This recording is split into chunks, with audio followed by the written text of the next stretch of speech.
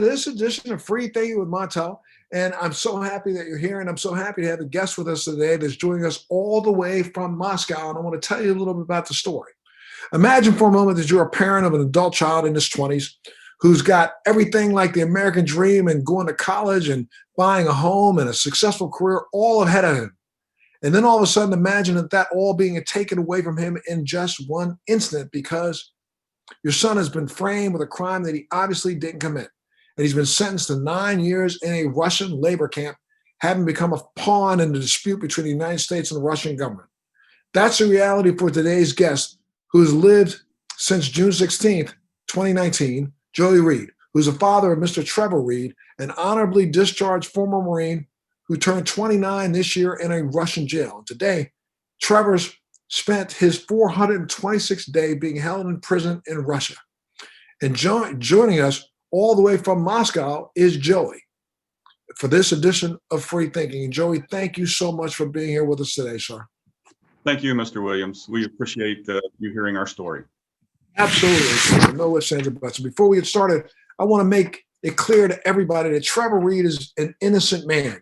And that's why I took on this case last spring, or I didn't take on this case, but I'm attempting to help out this family because this is a young man who was just going about his business, visiting a girlfriend who happens to be of Russian descent, and he was visiting her in Moscow. And this is a long-time girlfriend, not some one-minute girlfriend. He went to Moscow to visit his girlfriend. And while he was there, they had been out at a restaurant. They had been out, drinking a little bit, but, they were headed home. And it very clearly kind of felt like he needed some assistance because he got sick in the car while he was riding home. And when, his friends in the car reached out for assistance, of course, the Moscow police showed up. And when they found out that he was a Marine, all of a sudden, everything kind of changed. They fabricated charges against him for assaulting a police officer. Authorities claim that Trevor grabbed the arm of an officer while the officer was driving the car and caused the car to swerve wildly, endangering the lives of everybody in it. But at trial, Trevor's lawyers presented 59 minutes of traffic camera footage that proved that the car never swerved. And the officer repeatedly changed their stories, and at one point testifying that they couldn't recall if the car had even swerved. Maybe it was something that they imagined it happened, but it really didn't happen. And next thing you know, even with the police officers changing their stories, Trevor, an innocent man, and all of a sudden is framed, and the Russian government goes ahead and charges him, and he's now spent time in a Russian prison, basically being kidnapped in order to gain some leverage over the United States in hopes of winning the release of a terrorist and a cocaine smuggler that we have in custody here in the United States. And this is really an abomination. And I don't understand that, even especially right now, I think plays right into the hands of one of our presidential candidates to help work at freeing Trevor. But I'm not sure if the family's getting the assistance that we need. So again, welcome to Free Thinking, Joey. Thank you so much for being here.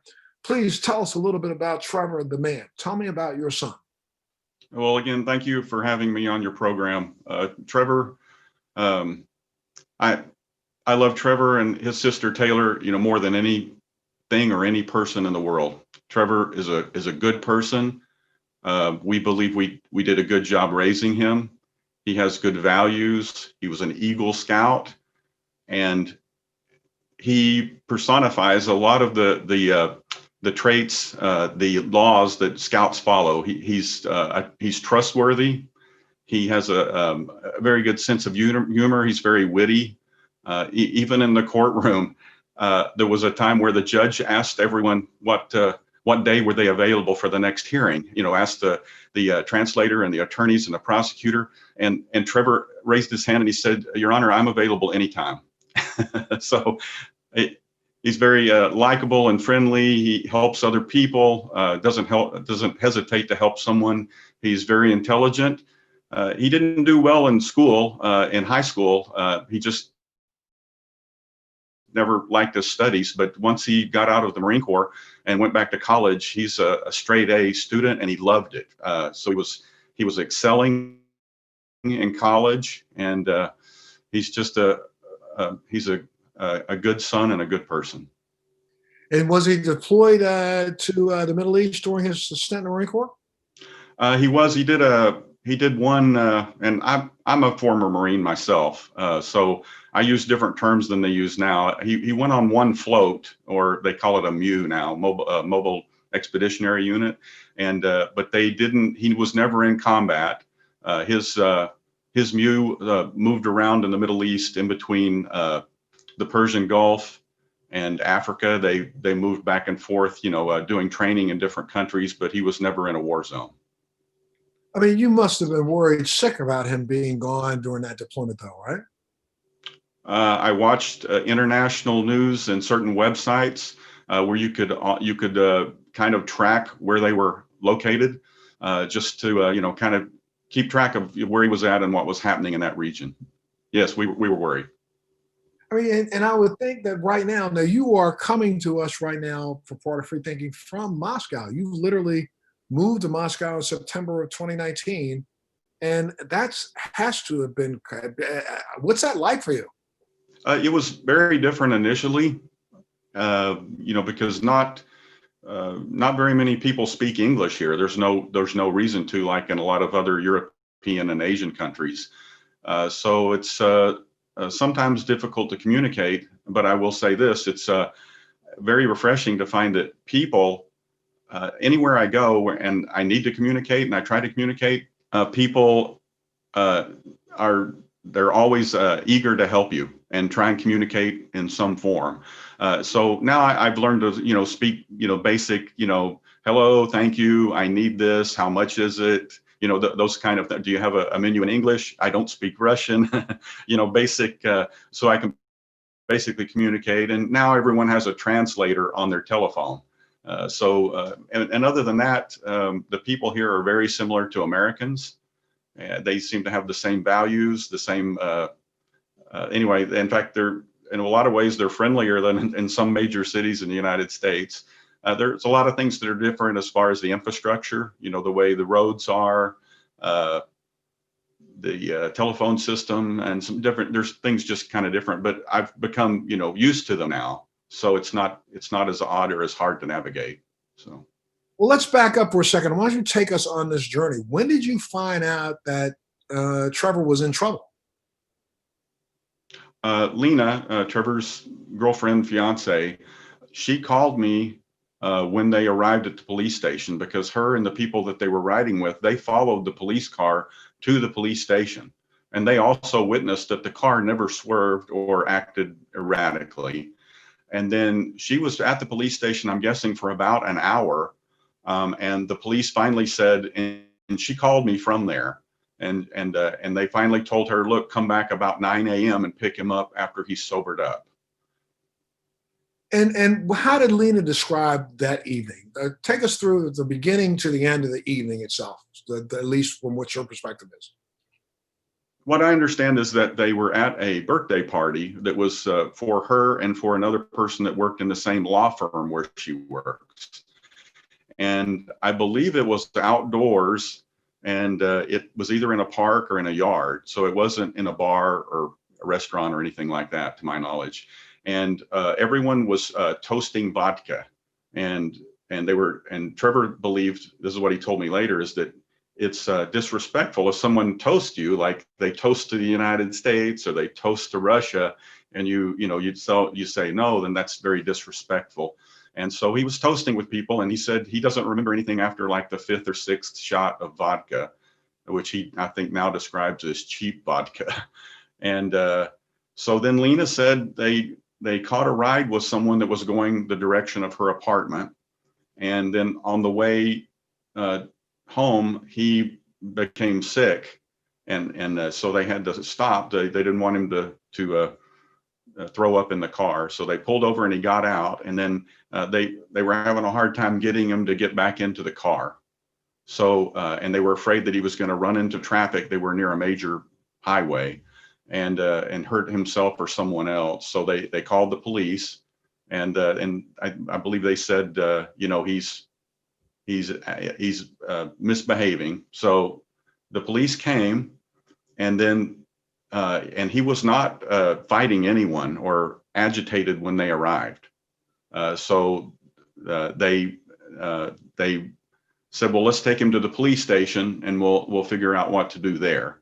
But really what they wanted was for him to be taken to a medical institution, because that's the actual official policy. Either the police take them to a medical facility or they call an ambulance to take them to a medical facility. And years ago, they used to have, I forgot what they're called, but they're like a drying out facilities, which that's a big issue even in the federal government here now, is that they did away with those several years ago because of budget cuts. And those were used by apparently millions of Russians each year. The police, the ambulance would take them there instead of to the jail. And then when they sobered up, they were released, no charges, no problems. Anyway, these police officers didn't follow procedure. They took him to the police station. Lena and the other people followed them there. Trevor was out of it. I think the experts said he had alcohol poisoning. And so they told her to come back. Then what happened was he woke up about, I guess, a little before 9, and he was in a lobby or a waiting room of the police station. He didn't know where he was at, and he felt sick. So he went to the front desk there. And by the way, he's not guarded. He wasn't handcuffed. He's just sitting there. And so he felt horrible. He went to the front desk, and I think he said he asked her where he could go to the bathroom. He was sick, and where he could get a drink of water. And she told him where to go. He went to the bathroom. He came back and he said, "Can someone call my girlfriend?" And they said, "Oh, she's already been called. She's on the way to pick you up." So he went back and he sat down. And then before Lena arrived, police officers came out and told him, "You can't leave. We need to talk to you." So, and then about the time Lena arrived, they took Trevor in the back, and then he was questioned by the FSB, and he did not have an attorney. He did not have an interpreter, and he says that and I'm pretty sure he was still intoxicated at that time, but he said they never asked him anything about the police or what had happened that night. All they wanted to know was about his military career, his duties, where he'd been assigned, and all of those things. And then after they left, or somewhere around that time, was when the police told him that he was being charged with endangering the lives of police officers, which is essentially attempted murder of a police officer in the United States. And so then he was held. And of course, Lena then called me immediately. Both times she called, she was just frantic, crying. And she called and she said, "The FSB's here, call the embassy." And I called the embassy, and they said, "Well, we'll check on this. And where is he?" And Lena told me what jail he was in, or what police station, because that's not a jail. And so then they called back later and they said, "Well, we verified where he's at." And I said, "Well, what are you going to do?" And they said, "Well, we can't do anything right now. We'll wait, we'll wait and see." And then Lena called and said he's having an arraignment the next morning. This is on Saturday morning. And the embassy, no one went to that. And so the judge there, who ended up being the judge in his final, major trial, refused to hear any information from the defense attorney that he had about Trevor or about the evening, refused to hear any of it, and sentenced him straight to a detention center. And then the embassy tried to visit Trevor on Monday morning, and they called and they said, "Yes, come on over and we'll give you a visitor pass to go to the jail and visit Trevor. You have to get a visitor pass to go to the jails." So then when they went over to the jail, or to the investigator's office, the investigator said, "Oh, sorry, I can't give you this pass. I've been told I can't let you see him yet." And so the embassy was pretty upset. They filed a diplomatic note with the Russian Foreign Ministry and said, "What's going on here?" And so then they were allowed to see him a few days later. And they told me at the time, and we now believe this to be true, they said he's got some injuries, which his girlfriend had already said he was injured. And he said that he's got injuries and they don't want us to see it, because whether he did it himself or they did it, they know that we'll say they did it. So they don't want us to see him in that condition. And so when they went to see him later in the week, I think it was Wednesday or Thursday, he still had some bruises behind his knee and on his arm. And he said that he'd had a bump on his head and a scrape on his face that they'd already cleared up. So that's the initial activities that happened. He explained to you where the injuries came from? He has no memory of the evening. He doesn't allege that they did it. Because the police alleged that he was hitting his head on the bars or a filing cabinet or something of that nature, which, by the way, in the trial, one of the police employees that works in the police station, as a supervisor, she said that Trevor was not placed in a cage at the police station. And they asked her why not. And they said, well, because he wasn't a violent, suspect. But they said he was acting erratic, and we don't know that he wasn't. We're not claiming that he wasn't. He was very intoxicated. But anyway, so he has no memory of how he sustained those injuries. So, I mean, how many trials did he have? Was it just after that, the arraignment, then he went, how does that court system work? Did he go to a trial where they literally allow the defense and the prosecution to make their case? So initially, and it's obviously the law enforcement and judicial system are different here. There was an investigator who worked for the police department, but after about 2 weeks, the case was taken over by an investigator from it's called the Investigator Committee or Investigator Bureau. It's separate from the police department, and so. He began his investigation, and about the time I arrived in September of 2019, we had an appeal over his method of detention. In other words, him being in jail versus having house arrest or bail. We went before an appellate judge in Moscow City Court, which is it's basically like a state court here because Moscow is 12 million people. It's a big court system. So. That judge, after he heard all the information from the defense, granted bail, which the embassy said they would never do. And the defense attorney, one of them, she was jumping up and down, yelling, but she couldn't believe that he granted bail. And he granted bail for 1 million rubles, which is about $10,000, $15,000. And it was unrestricted. In other words, he didn't have to stay anywhere or, not leave his house or anything. So he granted that, and then of course we had to pay it.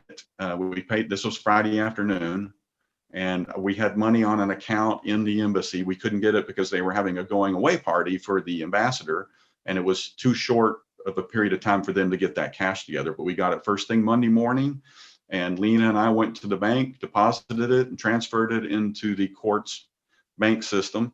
So that was paid. But about that time on Monday or Tuesday, the prosecution appealed the bail. And then we were taken the next week in front of the highest court in Moscow. There's a panel of like 8 judges, and there's the senior judge in Moscow. They heard the case. The prosecution argued that Trevor was not properly registered staying at his girlfriend's apartment and that he was a flight risk. And also that the judge who granted bail didn't put a deadline for the payment to be made, even though the payment was already made within the normal amount of time. The court then sent it down to a lower court who then threw out the bail. So our attorneys then appealed it to the Supreme Court of Russia. It's called the Constitutional Supreme Court. They reviewed the case and said that the lower courts had, they use a different term, but they violated Trevor's rights. They cannot say because he wasn't a legal resident and registered properly, they couldn't deny his bail based on that.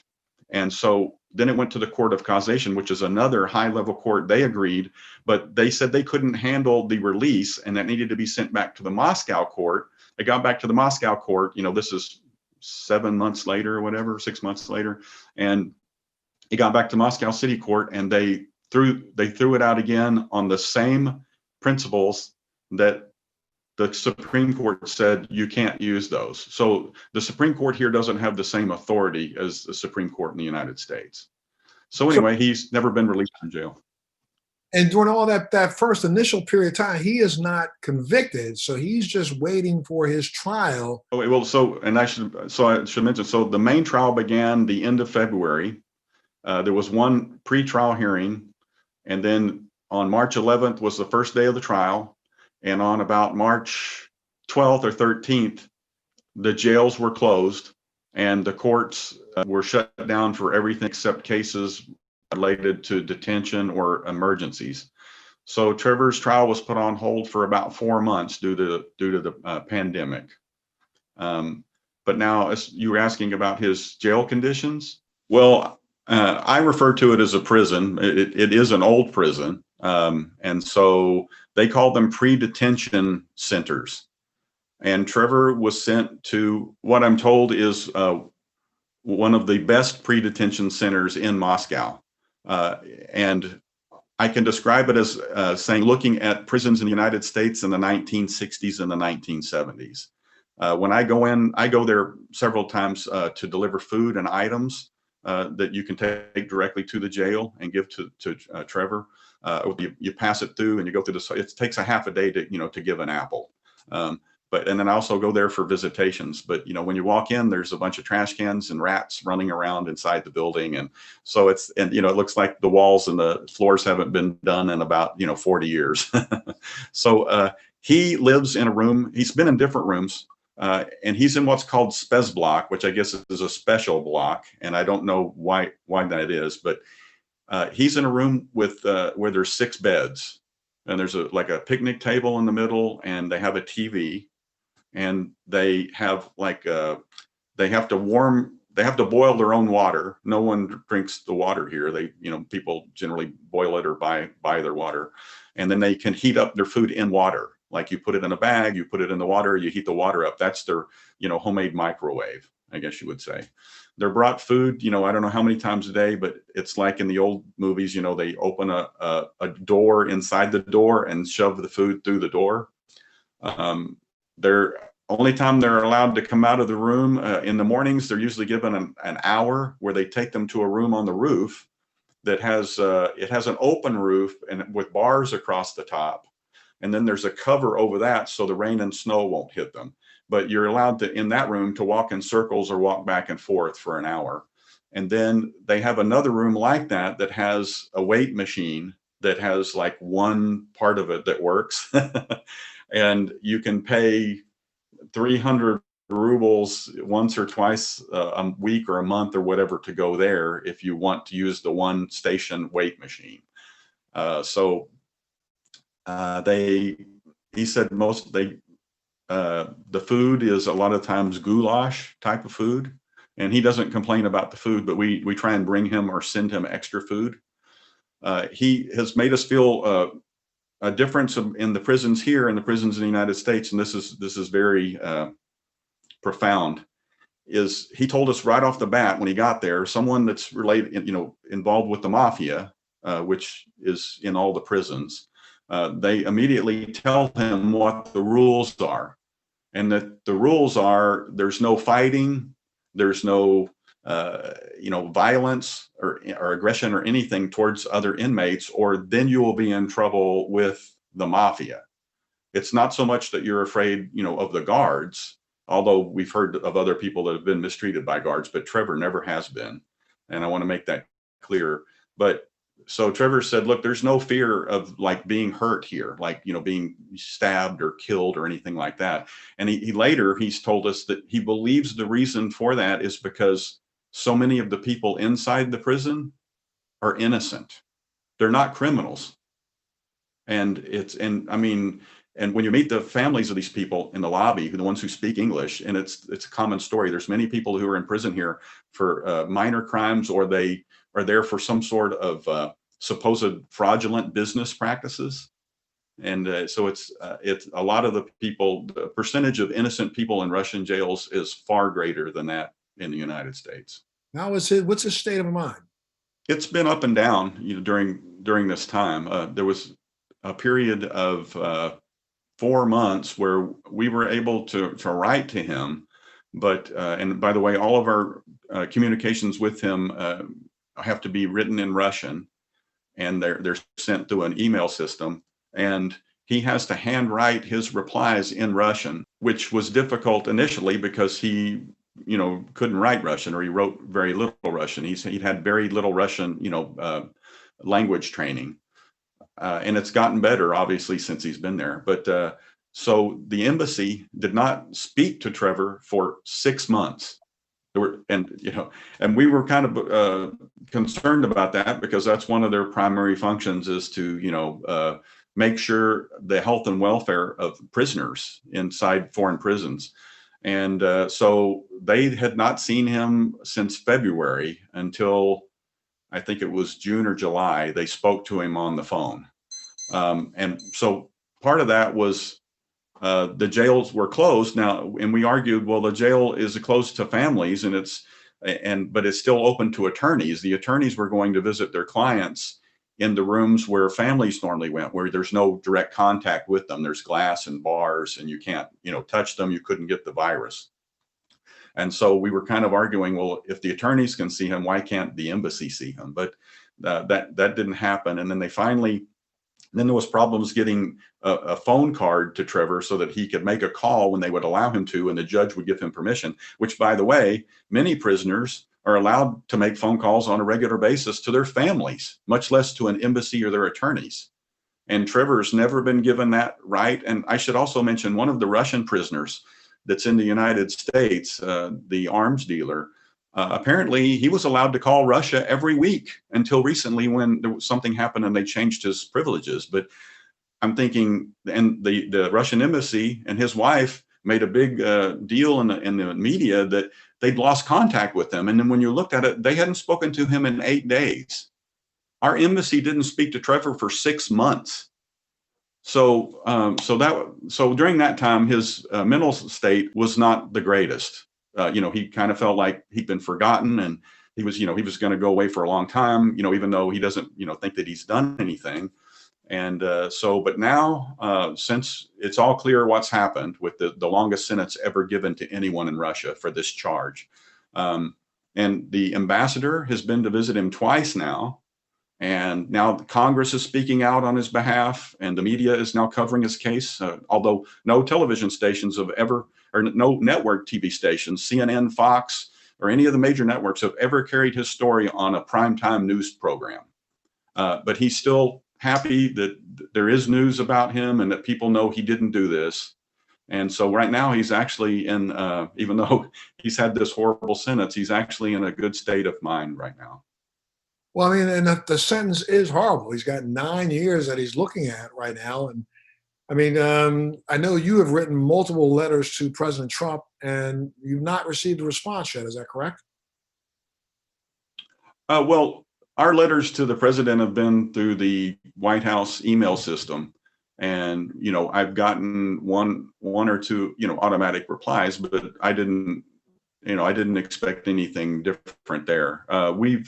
We now have had great response from the State Department and from other agencies associated with them in regards to Trevor and them, reaching out to the Russian government about him.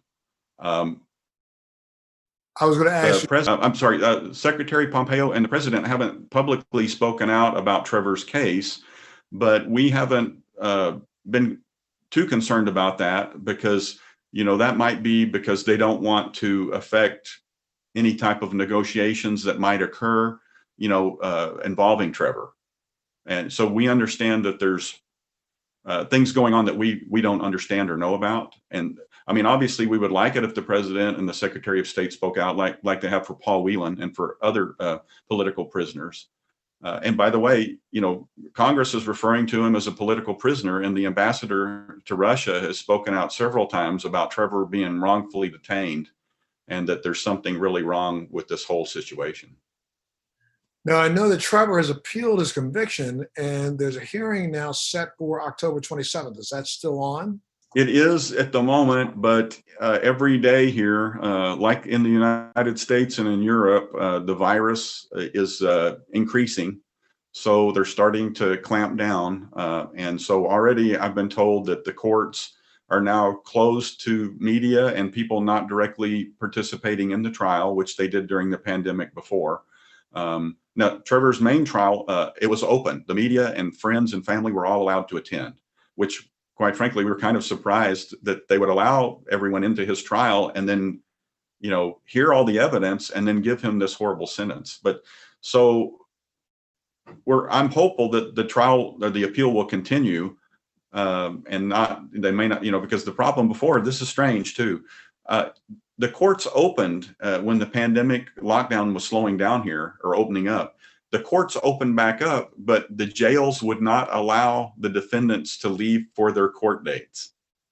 Kind of a strange situation. So that's a possibility here too. If even though the appeals date is set, if the jail's closed, then Trevor won't be able to leave the jail to go. Well, actually, I take that back. Trevor, it won't matter in that case because Trevor won't actually go to the appeals court. He'll appear on video during the appeals hearings. And we expect there to be between 2 and 4 hearings. That's the normal amount at this first level of appeals. So anyway, we hope that it will take place. We hope that it'll get a fair hearing, but after the first court, we obviously are we're not getting our hopes too high. All right, well, give me a second here, Joey. I got to do the thing. I got to take a little break real quick and pay some bills. But we're talking to Joey Reed right now on Free Thinking, who is the father of Trevor Reed, who's been held in a Russian jail now for close to 435, 440 days. And it doesn't seem like there's going to be any end to this. But we're hoping and we're praying for him and his family. And I want to say something to all of our viewers right now before I take a break. Is I want people to be aware of the fact that the Reed family has a GoFundMe page. And let me remind people that this family has been fighting international legal battle on behalf of Trevor for now, close to a year and a half. And the bills are mounting up and they need your help. So please, every bit helps, every bit counts. If you can reach out and give something, give it today. And all you have to do is go to the URL that is www.gofundme.com/free-Trevor-Reed. Please go up on that GoFundMe page today and see if you can, donate whatever you can, and every penny is going to help. I'm going to take a little break. We'll be back right after this.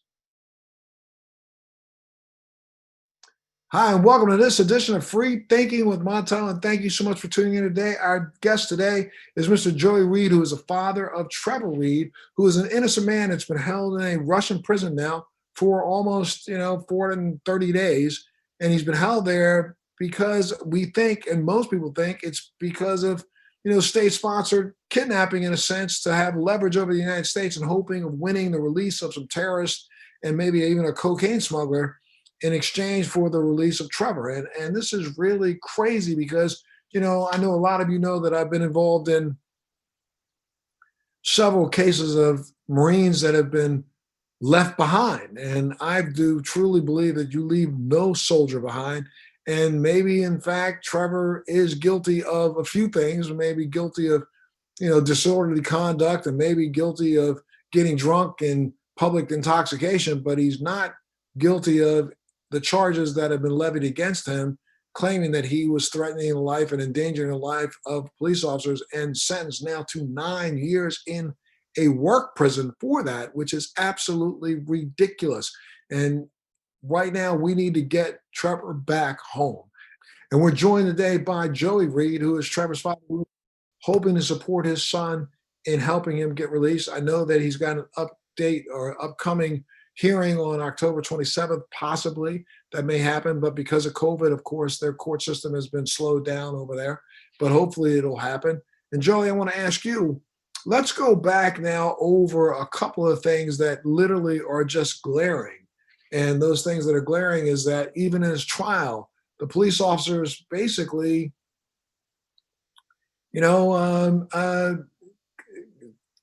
turned their testimony around multiple times. And we find out that videotape even, showed clearly that the car that he claimed to have grabbed the wheel in that swerved never swerved at all. And even at one point in time, I'm told that the judge even started laughing a little bit because he felt that the testimonies were so off. So now your son has been sentenced to 9 years in a work prison. You say you aren't really that hopeful of there being a change. Do you think that Trevor's going to have to spend 9 years in prison there? Trevor believes that he will be here for another 7.5 years. He's already while you're in a pre-detention center, because you're basically locked in a room, you gain 1.5 days towards your full sentence. So he's already earned over 1.5 years worth of time here in his detention center. So his time in the prison camp would be about 7.5 years. And at this point, Trevor believes that he will be here for another 7.5 years unless the United States government is able to intervene and work with the Russian government to solve the problem. And Montel, if I could say this, we don't dispute that Trevor was intoxicated, and we have nothing that indicates that anyone did that intentionally or that he was drugged, but we know he was intoxicated. And what a lot of people that we've heard from in the United States say is, well, that's what happens when you get drunk in Russia. And everyone gets drunk in Russia. I mean, they serve alcohol at McDonald's and Burger King. They serve alcohol everywhere. People get drunk all the time. That is not a crime in Russia. So this isn't like, people thinking, oh, it's Russia and oh, he shouldn't have gotten drunk there. Yeah, he should not have gotten drunk, and he should not have gotten drunk as he did. But it is not a crime. And let me give an example.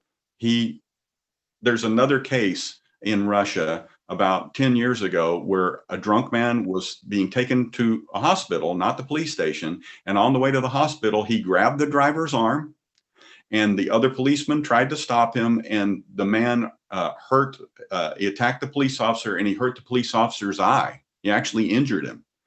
That man was charged with level 1 and paid a fine and was released. So our argument is, we need to let people know that he's not. This isn't just they send everyone to jail for 9 years for being drunk in Russia. That's not what happens. He's being treated differently, and he's not being treated differently in a good way. As far as the police officer's testimony, in their written statements initially and in their verbal testimony to the investigator, which was documented, and I have copies of all of it, they said that he grabbed the driver's arm and the car swerved wildly into the other lanes, and they had to slow rapidly because they feared the car would turn over. So it wasn't like, oh, it swerved a little bit. It was like a major thing. And then in court, and by the way, so there's some key things about the evidence. The defense team went and legally requested the traffic videos from the area where this happened immediately the week after the incident. They obtained them, and then they sent them. They hired government experts to review them and analyze them. They then made a request to the investigator for those same camera videos. The investigator denied them, said, no, you can't have those, even though they already had them. They also requested a video from a camera inside the police car, Montel. I mean, it showed everything that happened in the car on the way to the police station. And the police officers testified in court that the camera was working. They also requested video from the parking lot of the police station and inside the police station, which we confirmed was not only working, but the investigators saw the videos. All of that was denied to the defense. If you had video of my son doing what he did inside the police car, it would have been over. My son said before the trial started, if there's evidence that I did this, I will plead guilty and I will take my sentence. They hid all of the evidence that would have proved their case if it had happened. And then when they found out that the government experts had already looked at the video and analyzed it, they had to allow it in the trial. So once we showed that to the police officers in the trial, then they tried to say, well, maybe the car didn't swerve. And then they said, and maybe we just slowed down. And then the experts testified, no, the car didn't slow down in that area, it sped up. And then they went, well, maybe this isn't the actual street where it happened. And they went, and the defense said, well, you testified here, you wrote here that that's where it happened. And then in the investigator's case where he went out and did a study, is this not your photograph standing in front of a street sign on this street saying this is where it happened? Oh, yes, that's my picture. And then they go, so what's your answer? And they go, well, I really don't remember. And the judge laughed. All the reporters in the news in the courtroom laughed. And that happened several times where when they were nailed down to the facts, then they would go, oh, I don't remember. So at this point, we don't believe anything that the police officer said.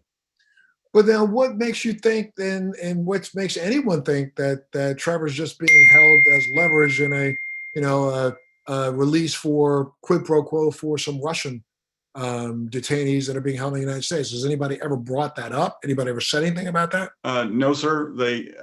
Our government has never said that directly to us, and the Russian government has never said it. Paul Whelan said that they told him from the very beginning that was the reason he was being kept. They have not told my son that, but again, my son is in a different situation because we don't think they targeted my son. We think that my son became a target of opportunity. Him coming to the police station intoxicated, and the FSB seeing him there going, well, maybe let's hold on to this person. But the United States Embassy obviously was not, I don't think was sure, and I'm speaking for myself here. I don't think they were sure of what was going on here, but they did send a representative who we were very thankful for to every one of the trial hearings. And he was reporting back to the embassy, and I'm sure he was reporting that, it's a sham. And then all of their questions were pretty much answered on the final sentencing day when the judge gave him the longest sentence of any person in Russia in the last 12 to 20 years.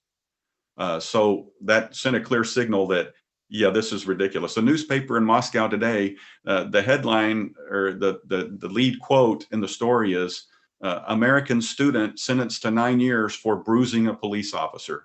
And he's in the same prison with murderers who've received less time, and a famous Russian actor who's just been sent to prison in the last month. And he's in that same prison. He killed a person in a DUI accident, and he only got 8 years. Now, the Russian embassy in the United States has posted on Twitter that sentences for attacking police officers in the United States are much greater than in Russia. And that may be true, but we're looking at Russian law. And the fact of the matter is that people who have stabbed police officers knowingly and intentionally trying to harm them have gotten shorter sentences than my son. Absolutely insane. So now what do you think, though? What do you think, Joey? I mean, do you think that your son's going to get a chance to get out? And of what value is it to hold him in prison for 9 years? I mean, okay, so let's say that his appeal doesn't go through. I don't understand why the Russian government would want to hold him for 9 years for something as simple as being drunk. I think there's probably multiple scenarios of what could be going on, and I don't know for a fact what any of them are. Right now, I would say one of the leading possibilities is negotiation efforts to release the 2 Russian nationals that are in American prisons who the Russian government sees as political prisoners.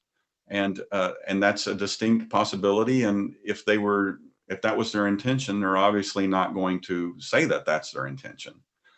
So we hope that there's some type of negotiation going on. And obviously I'm Trevor's father, and I'm going to say this, but I think most Americans should wonder about the 2 Russians that are in American prisons. One of them was the arms dealer that they based the Nicolas Cage Lord of War movie on.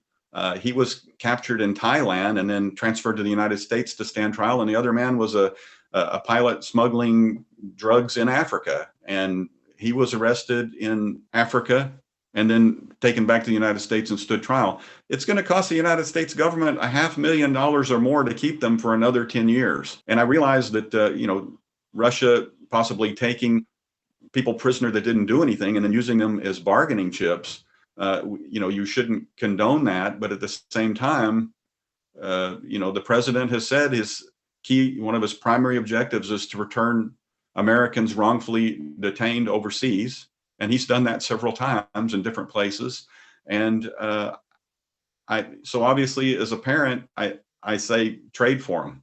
These men were taken because they were former Marines. And that's all. And as far, I believe that it's someone higher than the court where he was convicted. I don't know at what level. I hope it's not the highest level, but regardless, I hope that the 2 countries can work things out. I wish they would work a lot of things out because the Russian people are fantastic. This is a government issue with leaders jockeying for power, wanting to point blame at each other and all the other things that go on at the international level. This is not good for the Russian people. It's not good for the American people. It's not good for our relationship with each other. Let me remind everybody that the Trevor family or the Reed family has been paying for this out of their pocket. And they have established a GoFundMe page that, you could right now donate to and help them ease some of the costs, pay some of the legal bills that have already mounted, and they could use your help. And the URL is www.gofundme.com www.gofundme.com/free-Trevor-Reed. So I want you to go up today and see if you can donate anything you can. Anything you can donate will definitely help. And we're going to make sure we pray for, Trevor here at Free Thinking, and we want all of America to do the same thing. If you had a chance to say something directly to President Trump right now, what would you say to him? I'd just say, Mr. President, please help our son. He served his country faithfully. He's a good citizen. He came to Russia in good faith. He's in love with a Russian woman. He has been to our home for years, and he got caught up in something here that is not of his own doing, and it's because he's an American, and he served his country. And I think America owes it to him to stand up for him, and I think the president is doing that. The news reports have said that the president has spoken to President Putin in phone conversations and mentioned Trevor. I've read that on the internet, and we're very thankful if that's true, and we just hope that they'll continue that dialogue and hopefully work something out to bring my son and Paul Whelan home. And I hate to. I was just saying, I'm not trying to be a naysayer, but let's say that his appeal does not go well. Do you plan on staying in Moscow till the end of his time? No, sir. We can't do that financially, and I need to go back to work myself. I need to find a new job as a fire chief somewhere. But I plan on staying here at least through this first level of appeal. After that appeal, he will be sent to a prison camp. Probably a prison camp where a lot of foreign prisoners are sent. And then at that point, I'll be going back to the United States. We will continue with appeals to the Court of Causation and into the Supreme Court if need be, because the Supreme Court, we believe, is more open to, like the United States, they base their decisions on the written constitutional law. And so we hope that that the appeals courts at some level will help. But anyway, I will have to come home after this first level of appeals is over, because Trevor won't be where I can easily visit him. And I have been able to visit him the last, since his conviction, I've been able to visit him twice a month.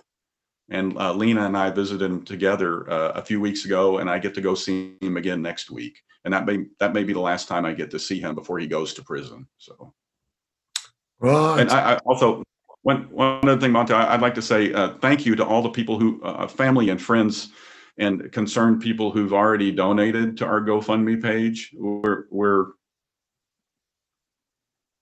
overwhelmed by their generosity. Absolutely, sir. It's a father's pain and a family's pain, and so sorry that your family has to go through this. I hope and pray that there's resolution and it comes soon. I'm going to remind people again that the URL for the GoFundMe page is www.gofundme.com/free-Trevor-Reed. Please go up on that today. It's www.gofundme.com/free-Trevor-Reed. And let's see if we can get him freed today as quickly as possible. I know, hopefully that the president is listening in, or will at least hear this, or some way, shape, or form. You'll be able to get some more national news coverage on this story, because, this caught me by surprise when I was told about it. The fact that this was even going on, I had no knowledge that this was going on, and want to try to see if I can help you any way I can. So we'll reach out through our social media to every website that we know of that helps support our troops. And I think you said it extremely well. He's served us, he's defended and stood up for us, and now it's time for us to stand up for him. So I got to say thank you, Mr. Reed, for being here and being this part of the, Free Thinking with Montel. And please let your family know that we're praying for them and praying for Trevor, and we hope that this goes well and he gets out after this first appeal. And maybe smarter minds will prevail and calmer minds will prevail, and they'll let him get out without having to go through some international trade for other criminals who literally deserve to be where they are. But like you said, do we want to pay the fee to hold them in prison when we could just trade him for one of our own and let them come home? Thank you so much for being here today. And thank you for tuning into this edition of Free Thinking with Montel.